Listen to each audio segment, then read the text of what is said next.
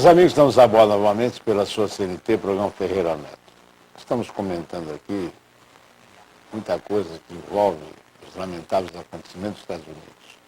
Mas a semana passada eu disse que vi um mestre, um homem do Ministério da Educação, dizendo, olha, é preciso orientar as crianças que estão vendo tanta coisa na televisão e os pais não dizem o que significa isso. Então a criança fica com aquela imagem, não sabe o que está acontecendo, fica ruim. Ou não sabe explicar o que viu, enfim, a criança tem que se inteirar de tudo.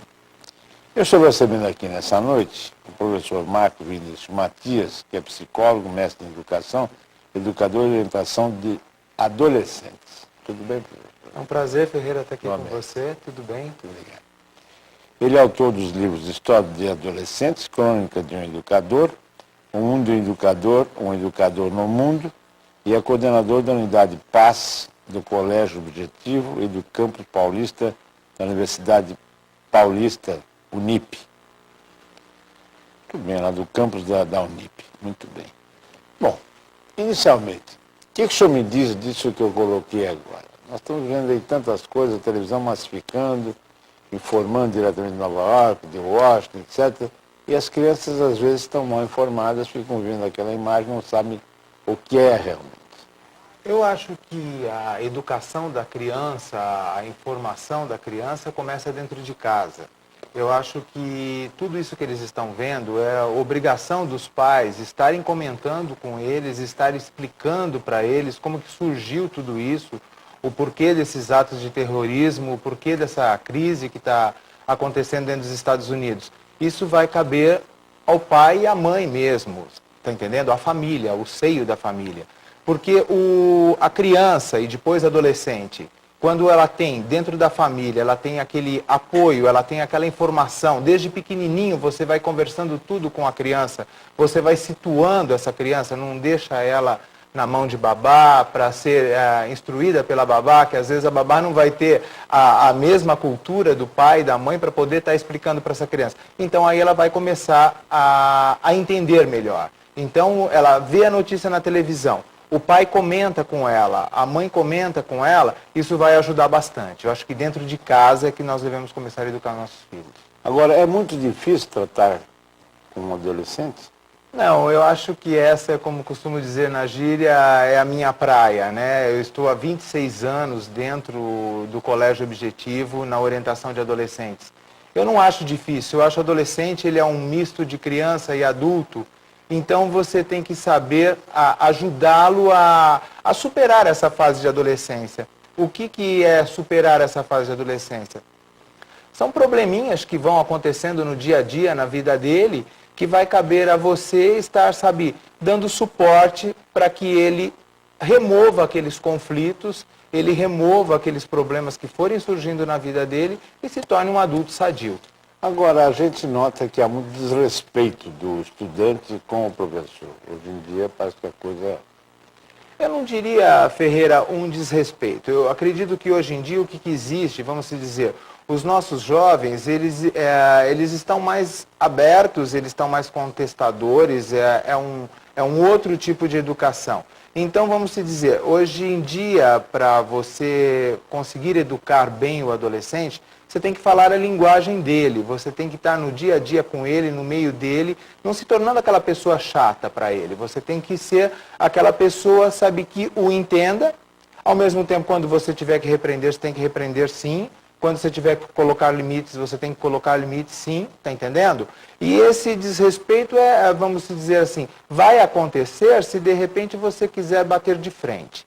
Você pode colocar limites sem necessariamente, vamos dizer, como era feito antigamente, no sentido de você banalizar o adolescente, ou você querer colocar ele muito para baixo, você querer impor apenas um autoritarismo.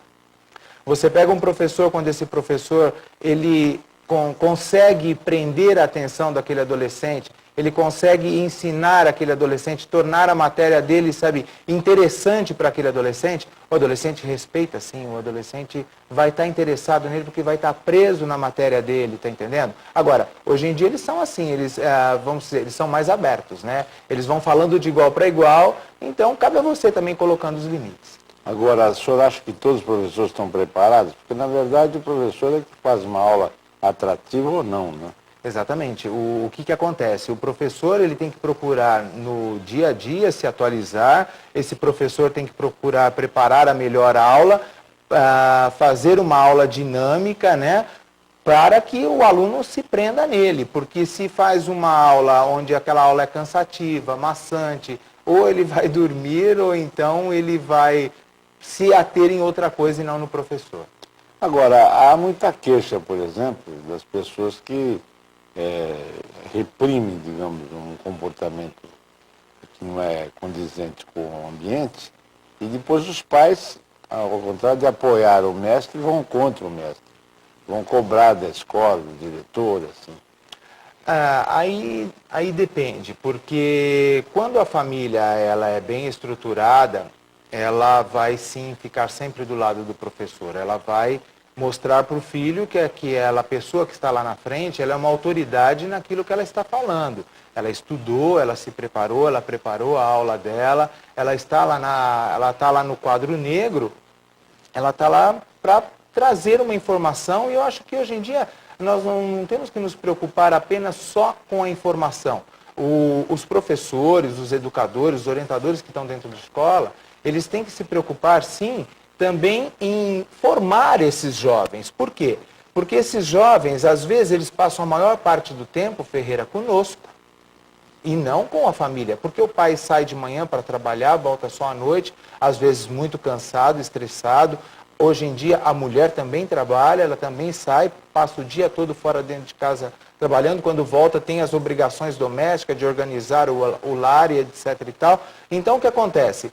É nossa obrigação hoje dos educadores, dos orientadores, dos professores, também a formação desses jovens. Então, cabe a nós. Lógico que usando os valores da família. Você não pode entrar num conflito, o pai e a mãe pensam de uma maneira e você, como educador do filho deles, pensa de uma outra maneira e você vai querer transmitir os seus valores. Não, você vai tentar formar aquele adolescente, você vai procurar formar aquele adolescente em cima dos valores da família dele, sim, mas em cima de valores também que são comuns, que é comum à sociedade. Você tem que procurar encontrar recursos que você forme, sabe, adultos sadios, como eu te digo. Eu acho que se você trabalhar muito bem esse adolescente, se você der educação para esse adolescente, der uma formação boa para ele, um bom embasamento também em termos de informação, ele vai se transformar num adulto sadio. Ora, evidentemente nós sabemos que a mulher, em primeiro lugar, por anseio próprio,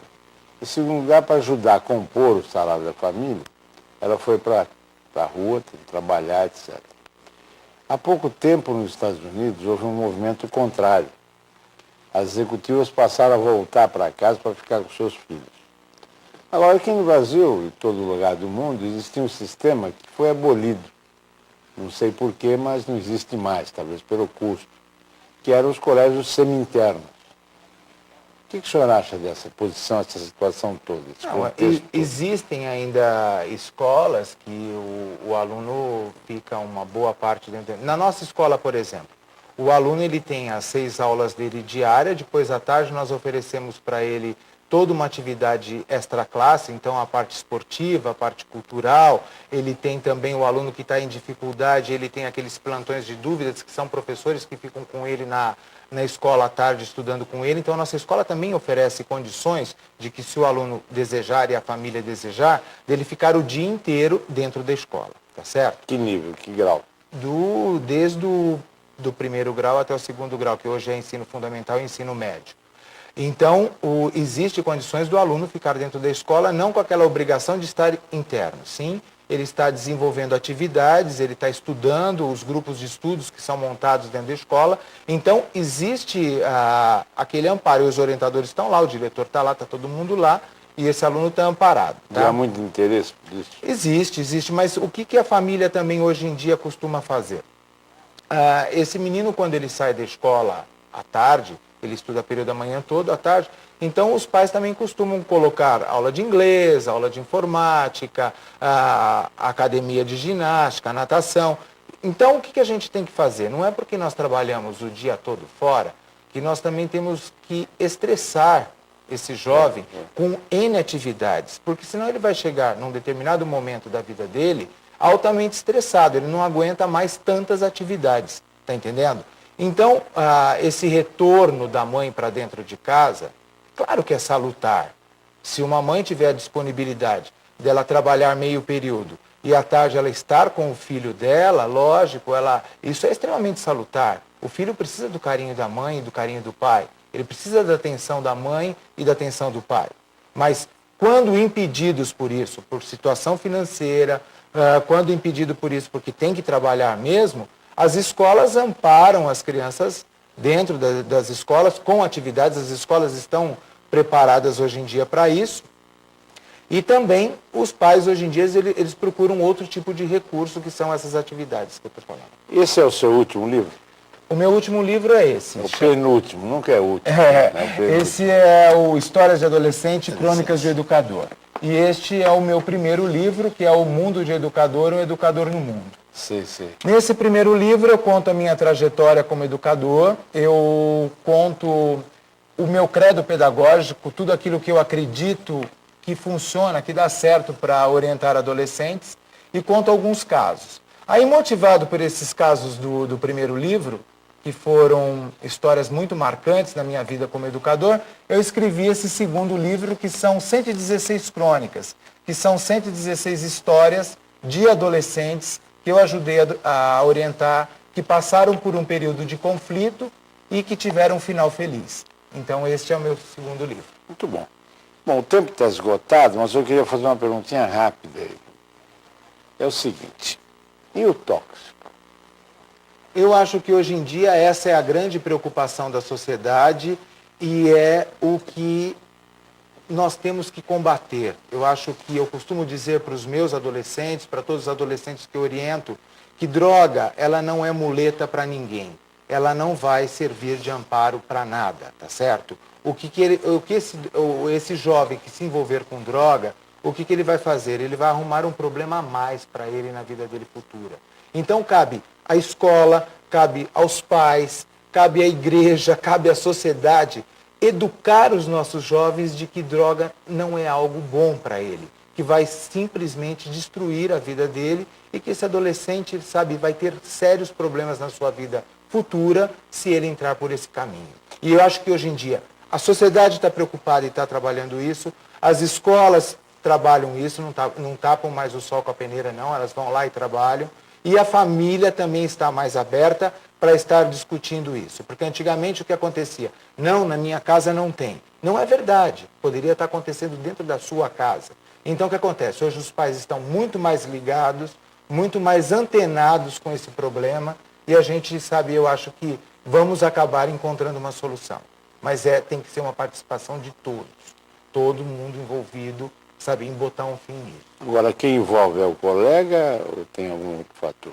É muito complicado você dizer por qual motivo o adolescente entrou na droga, você está entendendo? Lógico que o grupo às vezes pode ser extremamente importante, mas às vezes é uma curiosidade, às vezes é um processo de autoafirmação, às vezes é um conflito que ele está passando naquele momento. Existem N respostas para você falar o que levou aquele garoto a entrar no mundo das drogas. Tudo bem. Professor Marcos Vinícius Matias, muito obrigado pela sua presença. Eu que agradeço. E vamos aguardar. Era uma vontade de fazer o seu programa, hoje eu estou realizando ela. Muito obrigado. Grande abraço. Bem, meus amigos, chegamos ao final. Tenham todos uma boa noite e até o próximo. Bye, bye, Brasil.